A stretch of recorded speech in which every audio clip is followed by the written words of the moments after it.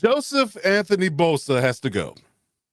And I have the perfect solution on how to get out from under Joey Bosa's contract, get the Chargers a much needed upgrade at the position, as well as how to spend his cap space money in 2025. In this week's edition of Chargers Corner, let's go.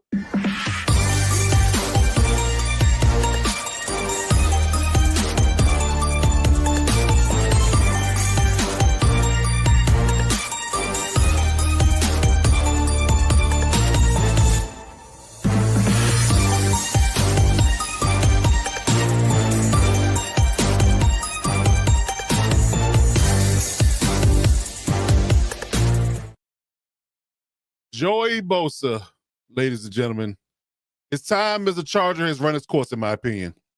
He is the largest cap hit outside of Justin Herbert on the Chargers roster currently, and he's definitely not playing like it. So how do the Chargers get free of his contract and not lose production? As well as I'm going to give you my wish list of free agents that the Chargers should go after and upgrade their roster in this current season. But we must address the elephant in the room. Joseph Anthony Bosa. He's got to go, ladies and gentlemen. I'm sorry. The production he's been giving the team over the last several years, and on top of the injury history, hasn't been great. So I think it's time to pivot and do things a little bit differently. So I'm going to give you my solution. And shout out to my guys on the Lightning Strike podcast. They broke the news on their podcast last week about my theory about what we should do about Joey Bosa. So shout out to my guys as well. My guy Nova and my guy Brody, shout out to y'all, man. I would definitely be on the pod soon. But let's talk about in detail what the solution should be. And our rendition in week 2 of the offseason Chargers Corner and offseason wish list. So let's talk about Joey Bosa in its entirety. My solution is very simple indeed, is to trade Joey Bosa for Myles Garrett. Myles Garrett is unhappy in Cleveland. He's not up for a rebuild. He does not want to go through the process in his age to rebuild and maybe become a winner late in his career. He wants to win now. So I think here shortly, between now and maybe the draft, he's going to request a trade. I do think that's going to happen. On top of the fact that the Browns are $30 million over the cap as we speak. So they got to get cap solving in March before they even talk about the new calendar year. So they're going to have to make some rough changes and rough choices. So this is my proposal. So now, mind you, the money only works in this scenario for the Browns. It works for the Chargers either way, but it only works for the Browns if you tag this trade as a post-June 1st designation. Now, there's a pre-June 1st designation and there's a post-June 1st designation, and your contract changes on that very day in league years. So this is how it works. So Joey Bosa, whether pre or post-June 1st, is currently an $11 million dead money hit to the Chargers. But his contract is at the point where he's a $25.3 million cap savings till you cut or trade him. If you cut him or trade him, either one of those scenarios, he's going to cost you $11 million in dead money, but he's going to save you in totality $25.3 million. So he's prime and ready to be cut or traded. So I vote trade. So, and what does Myles Garrett have on the Cleveland Browns at this moment? He's a $14.7 million dead money hit as a post-June 1 designation, and he only cost them. Well, he could have cost them $14 million, but he saves them $4.96 million in savings. So if he's a post-June 1 designation, he'll save them almost $5 million in cap. So if you offer Joey Bosa, and I say that I would argue that you can sweeten the pot by offering him a 2026 fourth rounder if necessary, but offer him a 2026 fourth round pick, Joey Bosa. They don't lose an edge. Joey's, like I said, he's only a $13 million base salary hit versus Myles' contract that's weighing heavy on their books at the moment. So you trade Joey Bosa, they get an edge in replacement. You give him a fourth round pick. They let Myles move on to a contending team, and boom, there you have it. You have a Chargers have an upgrade on at D lineman. The Cleveland Browns go through their full rebuild and they start fresh. So again, Joey Bosa goes to the Browns at a fourth round pick, and Myles Garrett comes to the Chargers.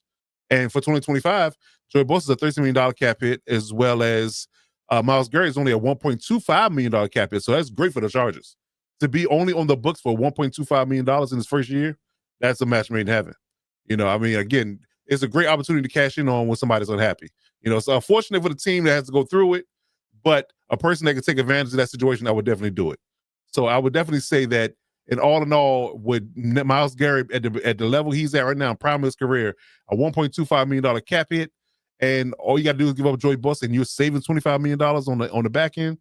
It's a win-win for the Chargers. Absolutely, positively. So yes, I'll absolutely positively do it. And at the end of all this, the Chargers will save a net cap savings of $24.05 million. So you got $24 million in the bank on top of the money that you had, the $55 million you have currently. So you have more cap space and money, and you will be able to get an upgrade at the end. So who says no?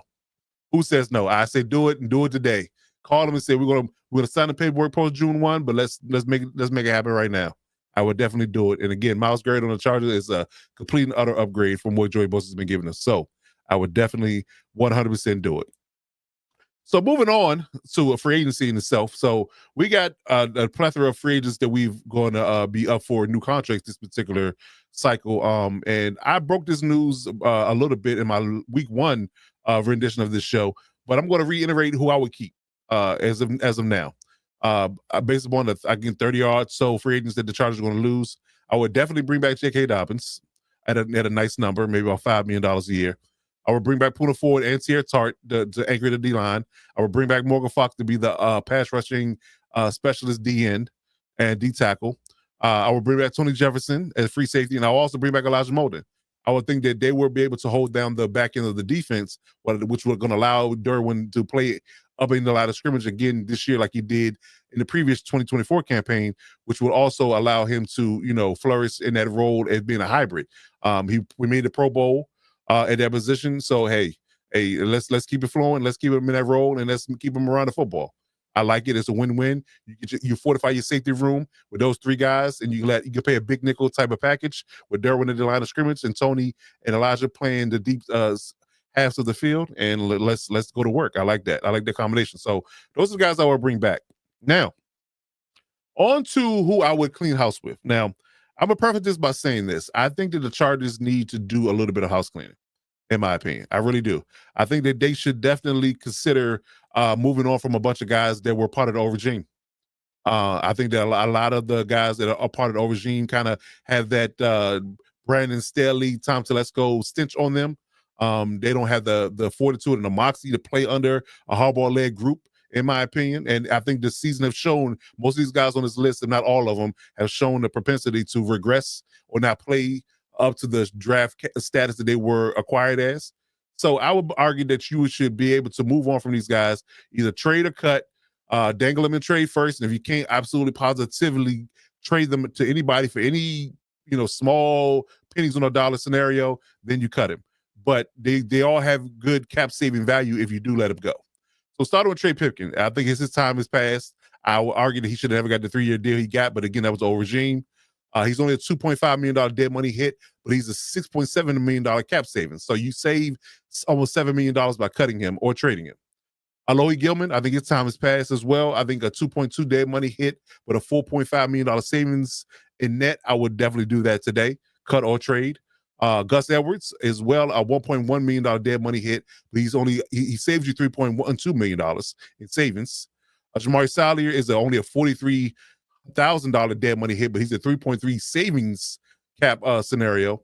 And Jaseel Taylor and Dean Leonard, respectively, both have $1.1 million dead money hits, and they save you $1.1 million in savings. So I would either trade or cut these guys today or tomorrow when the league year starts, when you can absolutely positively do it. And you're going to save yourself in around about $20 million in savings by letting these guys go. So that's going to add on to the $24 million that you already cleared by trading Joey Bosa. So you're already looking at about a $45 million extra in the cap that you are on top of the cap that you already have. So we're getting close to about $100 million in free cap space for this cycle. So I'm really liking the opportunity to take advantage hard and heavy in the free agency market if you can have $100 million in free cap space to spend. So now I would argue that not many of these guys have a lot of trade value, honestly. I think Jamari Sallier, maybe, Trey Pipkins, maybe you can convince somebody that had them on their radar when they were drafted or picked up, they may have some value to them. They can maybe figure out, for some pennies on a dollar, they can make them work and you can get maybe some 2026 draft capital out of it. But again, worst case scenario, you cut them. Now, that brings me to Quentin Johnston. Now, Quentin Johnston is a very punitive person to cut at this moment. Former first round pick. He's only 2 years into his contract, so you can't cut him. that there's no scenario where you cut him and it won't be punitive. It won't be put you in a negative cap savings scenario. However, if you trade him in any facet, be pre June 1 or post June 1, you could absolutely not be in the red when you trade him. Now, he will be a $3.6 million dead money hit, but he's going to save you $210,000 in savings. So it won't be put you in the red as far as cap hit is concerned, or cap savings. He will be a little bit of dead money for a year, but he won't cost you any money in cap to cut him. You trade him, he will be $3.6 million in dead money, and he could go somewhere else and play. But I would argue that that would be the best scenario to trade him. If you don't trade him, you got to keep him, because again, the punitive number on his cut value is damaging. So I wouldn't do that. We're looking pretty good as far as dead money owed in this sample size of 2025 so far. So I wouldn't try to dig myself in another hole. So I would definitely trade Quentin Johnston if at all possible. Maybe maybe somebody has a 4th or 5th round pick. I'm freelancing here. I'm freestyling. I don't know if the people even value him that high based upon his film. But if you can convince somebody, another team that's really wide receiver dependent, and they think they can make him work with his skill set, trade him to another team and trade him now. That's what I would do. And that would free up the ability to go after wide receivers in the draft and free agency. So with that being said, here's your cap calculations for the 2025 season if all this comes to fruition. So the original cap space is $55 million, roughly, depending on what the cap number is going to be when the league year starts. So you got $55 million as of today. Now, between the cuts and trades I just underscored, you save a net about $20 million in cap savings by cutting or trading all those guys. Then trading Joey Bosa is going to net you $24 million extra on top of that. So 55, 20, and 24, it gets you about $99 million in total cap space. Now, that is a nice pretty penny to go into the free agency market to spend and upgrade this roster. And I think they should do it, and do it today, because again, it should be a wide open market. And the rumors of guys that may be cut on rosters that's not tagged as free agents right now could make the market even sweeter. So I would definitely clear up as much cap space as I can, and really, bring in the guys that I really think is going to fit the hardball style of playing that philosophy, and who has that grit and the moxie that's going to be able to play under Jim Harbaugh. That's what I would do. That's what I would do, and I would do it and wouldn't think twice about it. I would sleep well doing it. So what do we do with that money? This is my free agency wish list real quick. I would definitely go out and pay T. Higgins the $30 million he's likely asking at 26 years old. I would do that today. I would re-sign J.K. Dobbins based upon his age and his injury history. I would give him maybe about $5 million, $5 to $6 million a year, maybe a 2 to 3 year deal based upon his age. If we give him a 3-year deal, he'll be 29.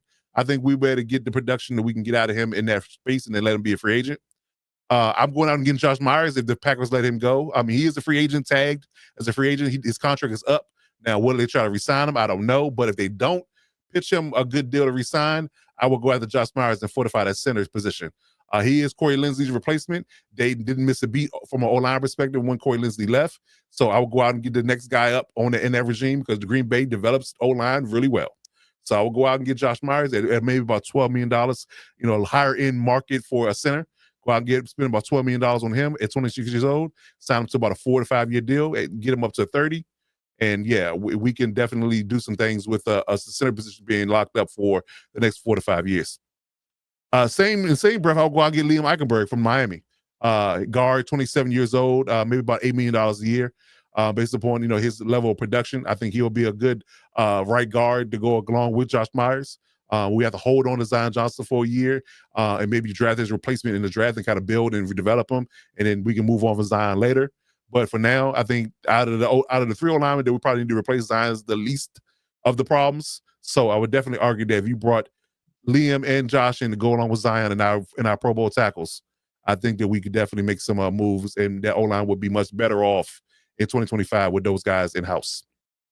And finally, bring back Keenan Allen, 33 years old, but maybe swing him about $10 million to bring him back to help this wide receiver room. So you're looking at T, Keenan, and Ladd as a starting group. You draft another kid in the second or third round potentially to go along with that veteran leadership to line up with T and learn from Keenan as well. So I think that's a match made in heaven. I think that offense looks great. I'm drafting a tight end in the first round, and I'm drafting a wide receiver in the second and third, along with a running back to backfill JK.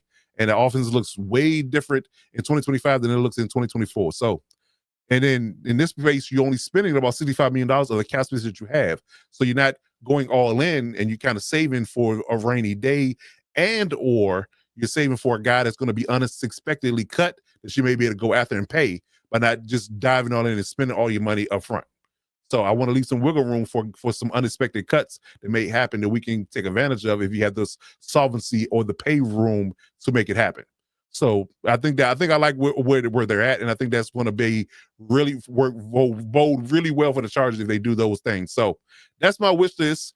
Please tell me in the comments how you feel about this, and let me know exactly what you think the Chargers may or may not do. Drop a like, drop a subscription, and as always, if you're looking for me on social media, here's my social media handles as always. Lockdown Divas Sports on most platforms, and Lockdown Divas on Twitter.